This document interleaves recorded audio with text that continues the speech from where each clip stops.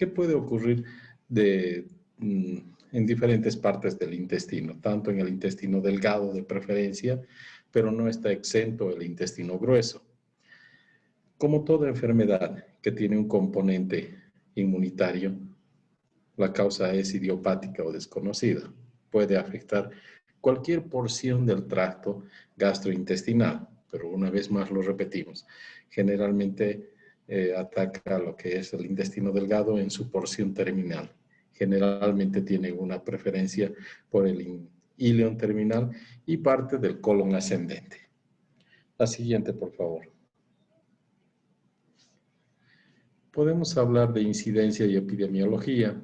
Es muy importante este aspecto porque en verdad en nuestro medio los casos son muy raros, pero sí se presentan algunas veces. La enfermedad es quirúrgica, es primaria y, como habíamos determinado, era de preferente ubicación en el intestino delgado. La incidencia anual va entre los 3 a 7 casos por cada 100.000 habitantes. Tiene una máxima incidencia en los países anglosajones, Norteamérica y norte de Europa. La edad de presentación va entre los 20, 60 años, gente relativamente joven hasta iniciando los de la tercera edad. La mortalidad es 2 a 3 veces mayor que la población en general. ¿Y por qué razón? Porque genera en él un antecedente nefasto que es el cáncer del tracto gastrointestinal, una variedad de adenocarcinomas que se pueden presentar gracias a la presentación de este tipo de patologías. Como verán, ocupa el primer lugar. Luego está la sepsis como causa de mortalidad, complicaciones de tromboembólicas y trastornos electrolíticos. En realidad, trastornos hidroelectrolíticos. Afecta por igual a ambos géneros, sexos. El riesgo se duplica en pacientes que fuman tabaco. Los grupos étnicos que más atingidos por este tipo de patologías, ya habíamos dicho que eran anglosajones, gente de raza blanca, caucásica, y en estos están los judíos como máximos exponentes. Tiene un componente familiar, por eso es que se denomina asociación familiar. La siguiente, por favor. ¿Cuál es la etiología? Ya habíamos dicho de que era idiopática o desconocida, pero no están exentos algunas razones en las cuales podemos nombrar las causas infecciosas, tales como aquella persona que enfermó virus del sarampión tiene más tendencia a desarrollar la enfermedad, por supuesto, si es que también es de origen anglosajón o caucásicos. Otra de las infecciones que predisponen a la aparición de este tipo de enfermedades son aquellos portadores del Mycobacterium paratuberculosis. Hablamos mucho de las causas inmunitarias como una de las causas más importantes etiológicamente hablando. Aquellos que tienen una influencia de los factores de necrosis tumoral, el IL-1, IL-2, IL-8. La presencia representa más un efecto que una causa. La verdad es que aquellas personas que tienen enfermedad de Crohn, en ellos se puede observar un incremento de este tipo de marcadores. Las causas genéticas que podemos nombrar son aquellos que tienen variantes alélicas en el CARD15NO2, que representa un riesgo 40 veces mayor. Son, pues, estudios nucleares los que se hacen, entonces se determina como una forma de explicación a la aparición de la enfermedad. La siguiente.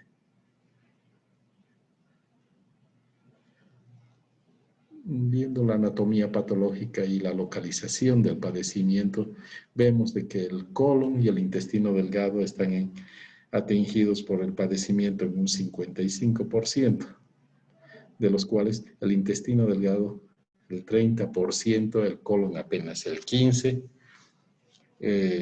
la zona perirrectal y perianal apenas un 4%, casi no es significativo, ¿no?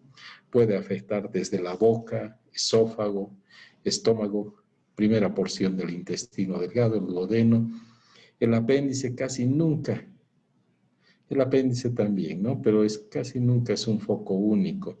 Eso quiere decir de que si hay en una parte, puede ser de que aparezca o esté también localizada el padecimiento en otra parte del intestino. Lo característico es la ausencia de la lesión rectal. Habíamos hablado de que apenas tiene 4% de presentación, cosa que se puede considerar de que no es una constante la presencia. La región ileocólica en la afección es la más común. Dejémonos claros en este concepto. La región ileocólica es la más afectada. La siguiente. ¿Cuáles son los rasgos anatomopatológicos a la macroscopía? Las lesiones que provocan la enfermedad de Crohn son úlceras aftosas superficiales de la mucosa, inflamación transmural de la mucosa y úlceras lineales que producen trayectos fistulosos. Este es un patrón un tanto muy singular del padecimiento. Las fístulas transversales con islotes de la mucosa normal y áreas salteadas.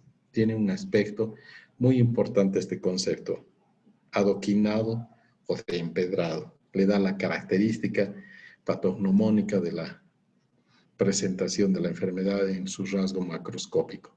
Parece un empedrado todo este tipo de lesiones que se presentan en la mucosa. La siguiente. El hallazgo a la exploración cuando se abre el abdomen, una laparotomía, se ven, como ven en las imágenes en la parte inferior de la diapositiva, asas intestinales engrosadas, tienen un color rosa grisáceo o rojo púrpura, son empastadas con unas zonas de exudado espeso, blanco grisáceo o con fibrosis de la serosa. También acompaña a este tipo de descripción el engrosamiento del mesenterio y la estrechez del segmento afectado a modo de una estenosis.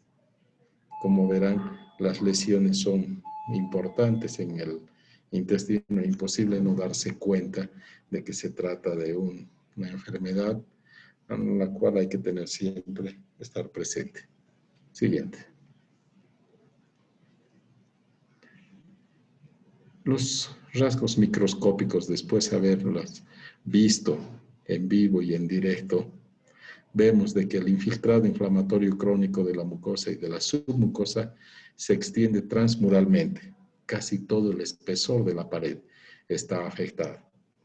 La lesión histológica característica son los granulomas, pero en este caso no son caseosos, tales como en la tuberculosis, sí son caseosos. En este caso no lo son. Con células de Langerhans también presentes en la anatomía patológica microscópica y la aparición tardía en la pared intestinal o en los ganglios linfáticos regionales. Este concepto de la lesión histológica es muy importante. La siguiente. El diagnóstico diferencial de la enfermedad de Crohn se la debe hacer en esencia con un padecimiento que se parece mucho. Hablamos de la colitis ulcerosa, que tiene otro tipo de etiología, pero tiene rasgos tanto clínicos como anatómicos muy similares, pero que sí hay que tomarlos en cuenta para su diferenciación. Decimos de que tanto en la colitis ulcerativa como en la enfermedad de Crohn, la diarrea está presente. Es un aspecto común a ambos padecimientos.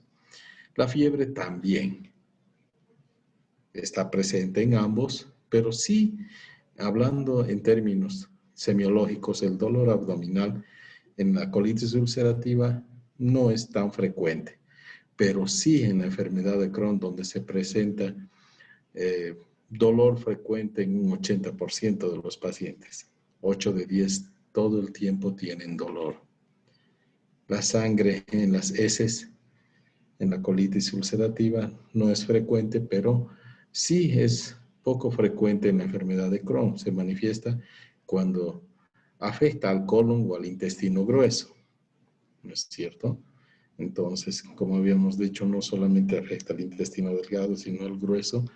Si tomo una de estas partes del colon distal, pues se presenta con algo de sangrado en las heces.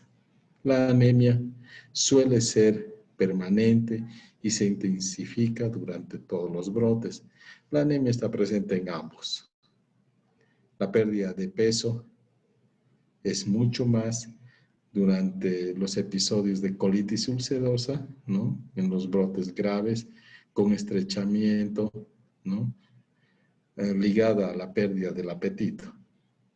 Y en la enfermedad de Crohn, ¿no? Especialmente es importante cuando afecta al intestino delgado.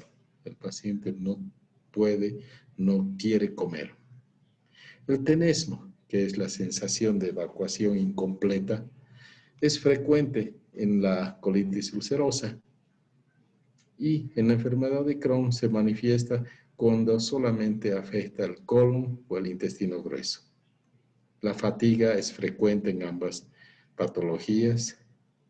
Las lesiones anales, habíamos dicho de que en la colitis ulcerosa es poco frecuente, pero sí en la enfermedad de Crohn se presentan las fístulas, úlceras, ¿no es cierto? Presentes apenas en el 10% de los pacientes, las fístulas. Las manifestaciones extraintestinales solamente se puede presentar en la colitis ulcerativa en un 10% de los pacientes. Afecta principalmente a las articulaciones, piel, ojos, hígado. En la enfermedad de Crohn, presentes en un 20 a 40%. Afecta a las articulaciones, piel y también los ojos. Esta tabla de diagnósticos diferenciales entre una y otra patología también no deja de ser importante porque a la hora de diagnosticar hay que tomar en cuenta los aspectos positivos de la enfermedad de Crohn. La siguiente. El diagnóstico. ¿Cómo se diagnostica la enfermedad de Crohn? Se hace a través, por supuesto, del examen clínico, de la sospecha clínica, de la procedencia, de la raza y otros aspectos. Pero también nos tenemos que apoyar en estudios de gabinete. Son los estudios de contraste varitado, ¿no? Que se presenta un aspecto adoquinado, como habíamos nombrado hace un momento en los hallazgos macroscópicos del padecimiento, es muy parecido a un empedrado de la mucosa con trayectos fistulosos transversales y hendiduras. El signo de la cuerda de Cantor son segmentos largos, estenosados del hilo terminal. Vemos en la imagen inferior derecha el primer aspecto, que es el adoquinado, empedrado. La imagen muy característica, hasta radiológicamente la describen tal como dice el libro. Y el del lado izquierdo ven una imagen que parece una cuerda. Es el signo de la cuerda de Cantor. La siguiente.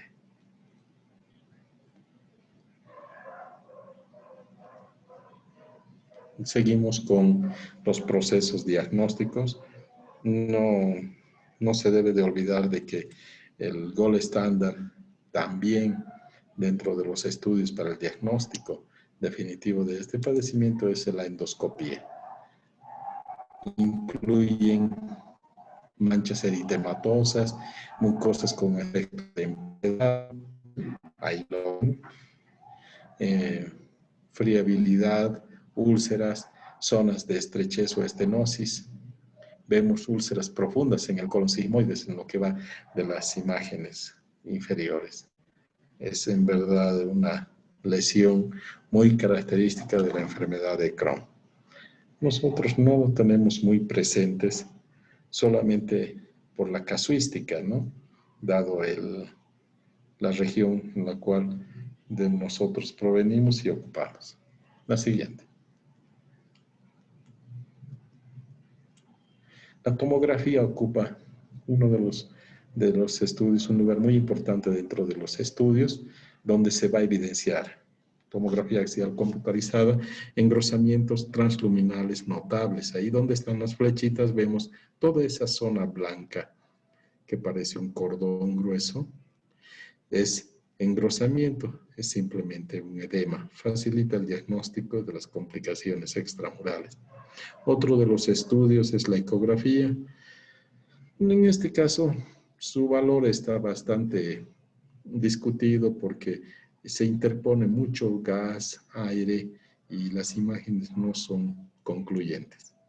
Pero sí, la biopsia, una vez que se hace la endoscopía, pues es mandatoria.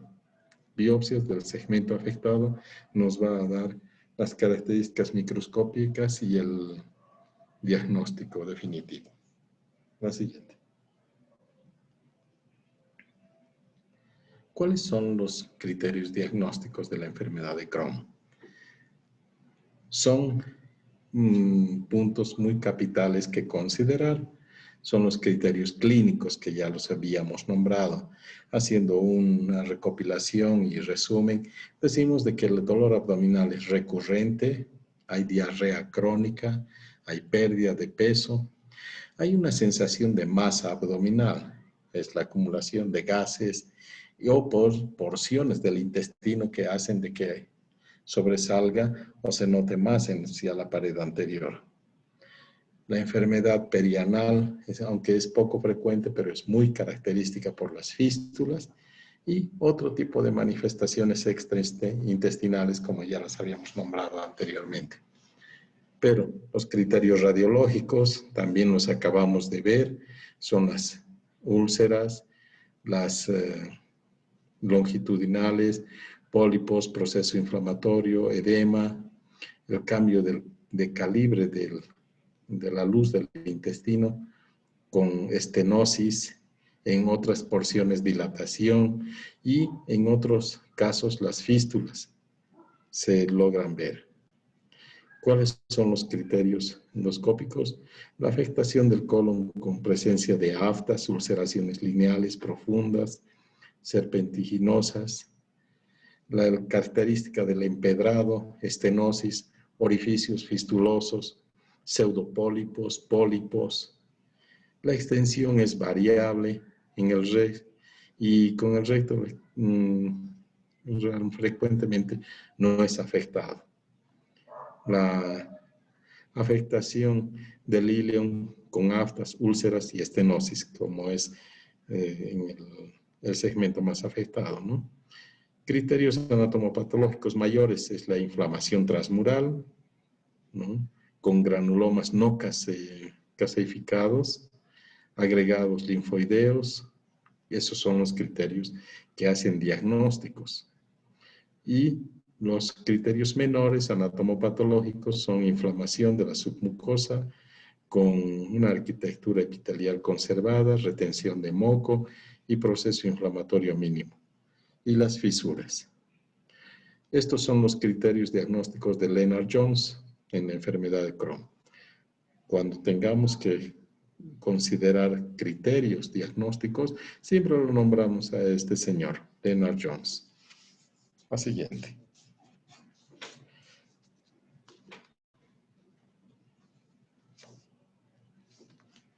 ¿Cuál es la clasificación del comportamiento en la enfermedad de Crohn? Se define 3 tipos de comportamiento ante el padecimiento inflamatorio, ¿no? Inicialmente podemos hablar de que es constrictivo, penetrante. Inicialmente la enfermedad es solo un proceso inflamatorio en la mayor parte de los casos, pero con el tiempo, en unos 10 años de haberse hecho el diagnóstico de enfermedad de Crohn, el padecimiento se hace mucho más intenso, se vuelve penetrante en casi de los al 50% de todos los pacientes ya diagnosticados. Por eso consideramos como un aspecto a ser clasificado la edad al momento del diagnóstico, el comportamiento y la localización. La edad al momento del diagnóstico es en menores de 40 años y un a 2 mayores de 40 años. El comportamiento en B1, B2, B3, el B1 ni es estenosante ni penetrante, el B2 ya es estenosante y el 3 ya es penetrante. La localización en L1, L2, L3, L4 se refiere a localización. El L1 será una afectación inicial del ilion terminal, un L2 si es que ya compromete el colon, un L3 si es ambos y un L4 si es la porción superior del tubo digestivo. Quiere decir de que si afecta ya porciones más altas como el yeyuno y el duodeno. Estos son criterios de pronóstico más que de otro tipo de consideraciones. La siguiente. ¿Cuál es la evaluación del grado de la afectación inflamatoria en la enfermedad de Crohn? Puede ser clínicos, endoscópicos, histológicos o una combinación de ellos. Uno de los más utilizados en la enfermedad de Crohn por su sencillez es el índice de Harvey-Bradshaw, ¿no?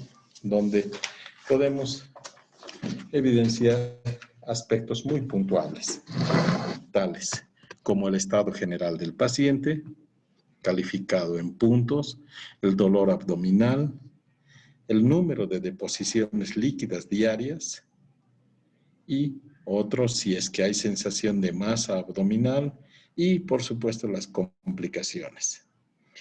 Si vamos a agarrar como una de las variables el estado general, podemos ver de una escala del 0 al 4. El 0 será muy bueno, el 1 regular, el 2 malo, 3 muy malo y 4 malísimo. El dolor abdominal sigue con el mismo tipo de calificación, del 0 al 3. No hay dolor, 1 si es ligero, 2 si es moderado, 3 si es intenso. Luego, hablando de las deposiciones líquidas diarias, bueno, no se nota un puntaje, ¿no es cierto? La masa abdominal, igual. Sí, no hay, si es dudoso, definido o definido y doloroso. Y las complicaciones. ¿Cuáles son las complicaciones que se deben de considerar a la hora de evaluar el proceso inflamatorio? Si va acompañado de artralgias, una uveitis, un eritema nodoso, aftas, piodermas gangrenosos, una fisura anal, otras fisuras, abscesos. La puntuación va siendo así. Si son una calificación de menos de 6 es leve, si va entre 6 y 12 es moderado y más de 12 es grave. A esta tabla de Harvey-Bradshaw son criterios pronósticos de la evaluación de la enfermedad en todos los pacientes ya diagnosticados. Siguiente. Tenemos que definir, después de haber hecho el diagnóstico, la clínica, un abordaje terapéutico. Cuando hablamos de tratamiento, tenemos que perseguir objetivos con respecto a qué es lo que queremos hacer con un paciente que es ya diagnosticado. 1. Inducir y mantener el control de los síntomas. Definitivamente no vamos a curarlo, pero sí podemos reducir toda la gama de sintomatología molesta para el paciente. Un segundo punto, mejorar la calidad de vida, por ende, tratar de que el paciente no esté pendiente de su enfermedad y tenga un desempeño laboral y de la vida pues normal, como el resto de personas sanas. Y otro de los objetivos es minimizar la toxicidad y las complicaciones a corto y largo plazo. Para eso es que se había tomado las dos tablas previas en cuanto al pronóstico de la enfermedad una vez que ya fue diagnosticado. La siguiente. ¿Cuál es la terapéutica médica entonces que debemos recomendar? Primero, si existe un compromiso iliocecal con una actividad moderada, tenemos que pensar de que todo proceso inflamatorio, ¿no?, tiene una línea secuencial de terapéutica y en eso está los corticoides, ¿no?, como la prednisolona, budesonide, asociado a antibióticos. Todo proceso inflamatorio también concurren procesos o células inflamatorias que van a generar necrosis y calcificación. Para eso, para evitar esto, pues nosotros hacemos quimioprofilaxis. No existe, además, consenso en este punto de la terapia nutricional, antibióticos, infliximab y cirugía. Todavía en este tipo de situación el paciente se puede esperar con respecto a estas últimas recomendaciones. Muchos no tienen por qué esperar, entonces existe divergencia de opiniones y es válido aplicar tanto el uso de corticoides como las otras alternativas en esta fase. Pero si se trata de un compromiso iliocecal con una actividad severa de la enfermedad, los corticoides ya tienen que ser sistémicos. Además, pensamos de que el paciente va a tener secuentemente recaídas del padecimiento. Para eso usamos ya medicaciones que van a modular el proceso inflamatorio, tales como el metotrexate, la acetoprima, y cuando el paciente se considera de que es refractario al tratamiento, ya se usa el infliximab y, por último, la cirugía. Como verán, cirugía aquí siempre ocupa el último lugar en cuanto a las alternativas de terapéutica médica. ¿Por qué? Porque son definitivas y bueno, se espera de que también la respuesta sea definitiva en ese aspecto. Definitiva si es buena o no es buena. Sigamos. El tratamiento quirúrgico. Vámonos, después de haber ensayado toda la gama de tratamiento médico con corticoides, antibióticos, inmunomoduladores, pues llega el momento de pensar si el paciente requiere un tratamiento quirúrgico. Y eso se va a dar en dos condiciones. Uno, cuando el tratamiento médico ha fracasado, que más o menos es en el orden del 25%. El tratamiento quirúrgico se hará cuando existen complicaciones. Como verán, el enfoque del tratamiento quirúrgico no es de primera elección y solamente actuamos ya cuando el paciente ha presentado complicaciones y eso se da en el 75% de los pacientes diagnosticados. Y las complicaciones al mismo tiempo pueden ser tanto agudas como crónicas. ¿Cuáles son las complicaciones agudas? Una oclusión intestinal es agudo, abscesos intraabdominales por el proceso inflamatorio que no se ha controlado, una peritonitis por perforación. Ya habíamos dicho de que pasado un determinado tiempo ya las lesiones pueden ser perforativas, penetrantes. Y otra de las causas también, o de las complicaciones agudas, son las hemorragias digestivas altas o también bajas. Pues el tratamiento quirúrgico en estos casos está plenamente pues condicionado a solucionar la complicación, no así la enfermedad. Los padecimientos y complicaciones crónicas, tales como la estenosis del intestino, estenosis digestiva, las fístulas internas, que van a provocar infinidad de trastornos intestinales, hidroelectrolíticos y sépticos, y las fístulas externas, tanto de enterocutáneas, son con las complicaciones más temidas del padecimiento. Cuando vemos pacientes con portador de fístulas, siempre pensamos en esta nosología. La siguiente.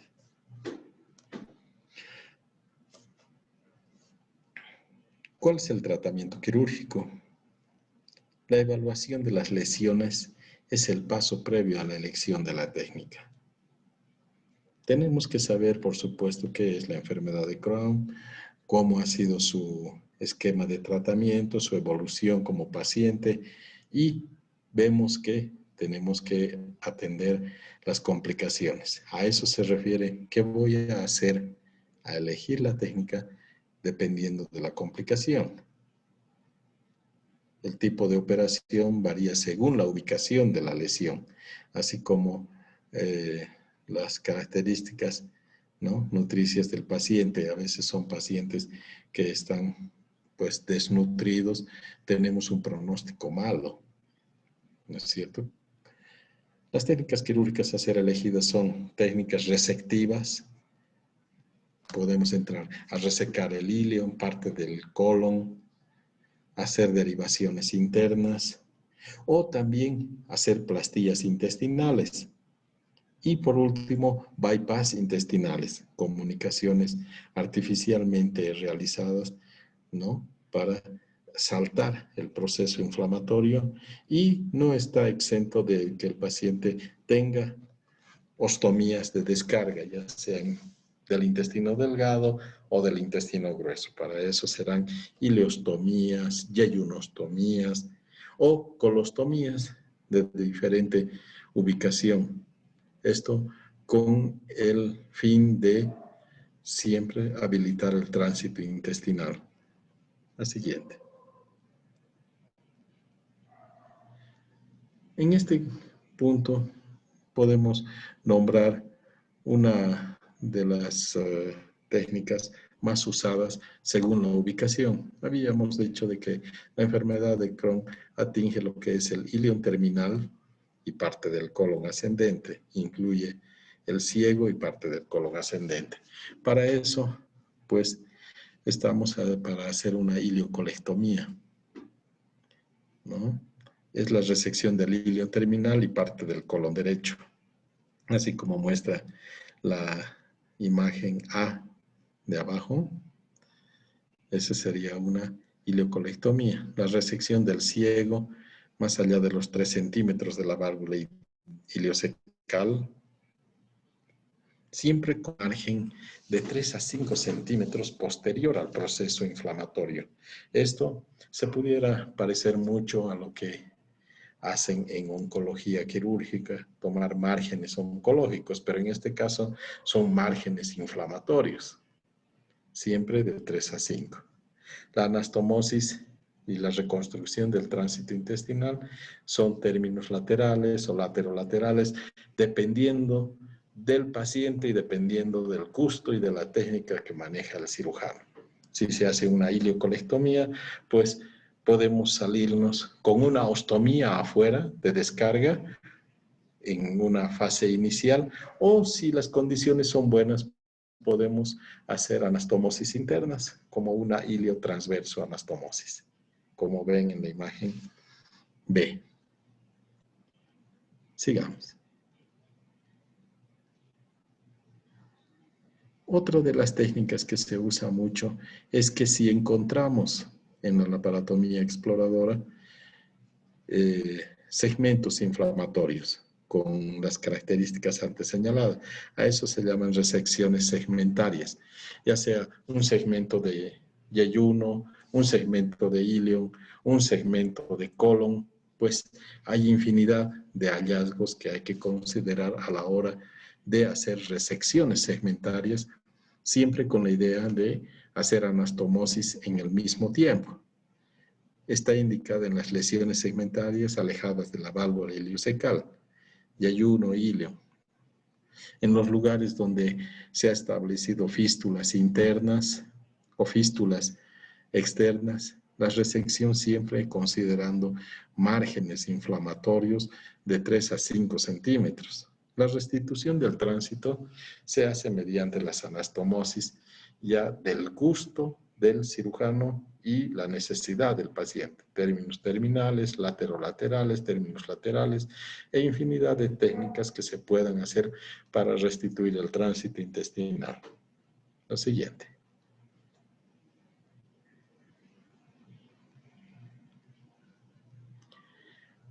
Aquí hay una de las técnicas que se hace y se hacía, la estricturoplastía. Se refiere a todo tipo de intervención quirúrgica donde no es necesario resecar el segmento intestinal, afectado en este caso por una estenosis, ¿no es cierto? Sino que se amplía el segmento que generalmente es de poca longitud. Ahí tenemos la técnica de Heinicke-Mikulicz, que también este nombre me trae mucho a la memoria de los, cuando en las piloroplastías tipo Heinicke-Mikulicz se hacían para ese píloro estenosado, teníamos que hacer un corte y suturar al lado contrario, cosa que se ampliaba la luz intestinal, como veremos luego. Otra de las técnicas que las nombramos como muy importante es la de Finney y otra la iliolaterolateral.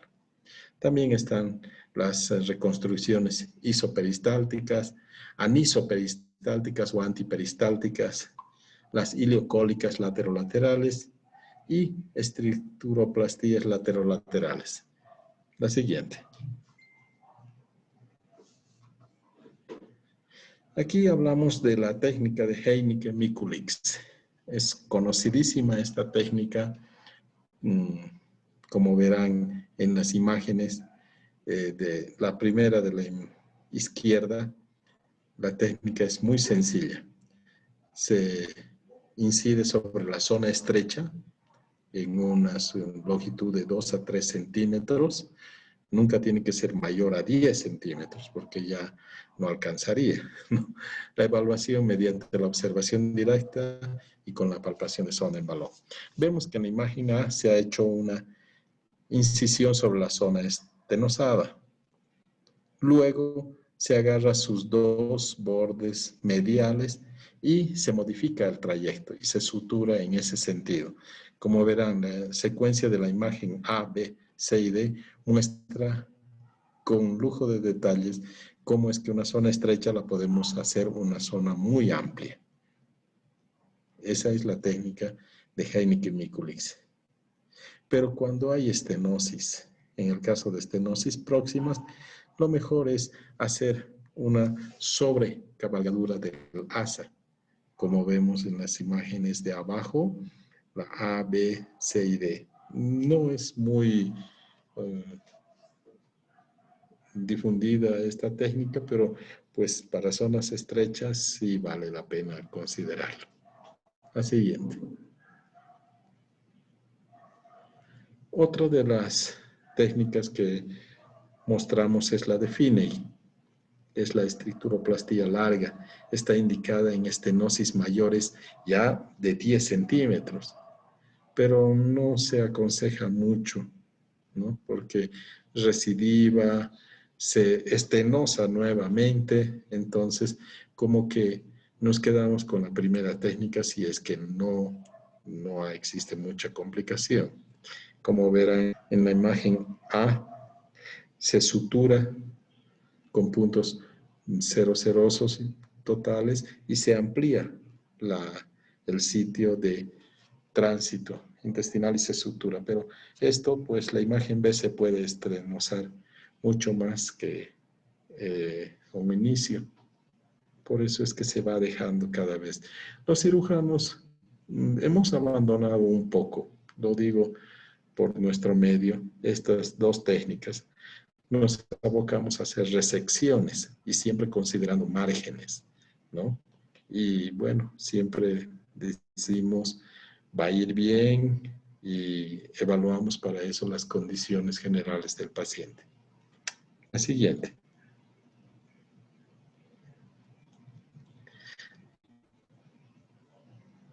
Las anastomosis ilioiliales, ¿no? Isoperistálticas se refiere a que siguen la misma dirección de motilidad.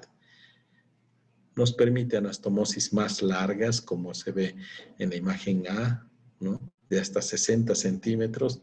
El inconveniente es que el meso se sobrepone a la sutura y nos dificulta un tanto el procedimiento. Tiene una tasa baja de recidivas del 19 al 23%. Ven en la imagen A, B y C cómo concluye las anastomosis, ¿no? Otra de las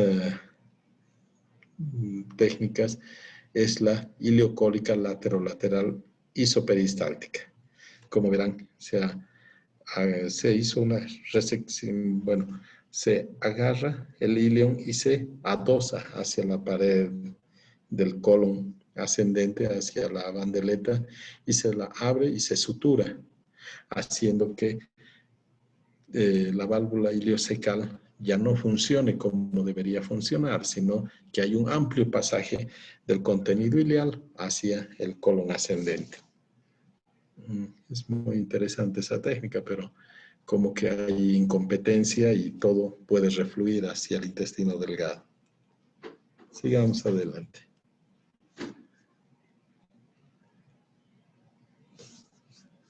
El tratamiento quirúrgico de urgencia, ¿cuál es en esta patología? Ya habíamos dicho de que nos reservamos para técnicas de urgencia. En los casos en los que el paciente está con una peritonitis manifiesta, hay abscesos intraabdominales, o el paciente se obstruye o hay una hemorragia. En este tipo de momentos no se suele considerar el hacer plastillas de ninguna manera, sino cirugías resectivas, evacuatorias, cirugía de control de daños, ostomías o hemostasias y demás. Lo que se va a hacer en el tratamiento quirúrgico de urgencia es cirugía de control de daños. Importante. Hay que considerar siempre la coordinación médico-quirúrgica desde el principio del paciente, desde su proceso diagnóstico.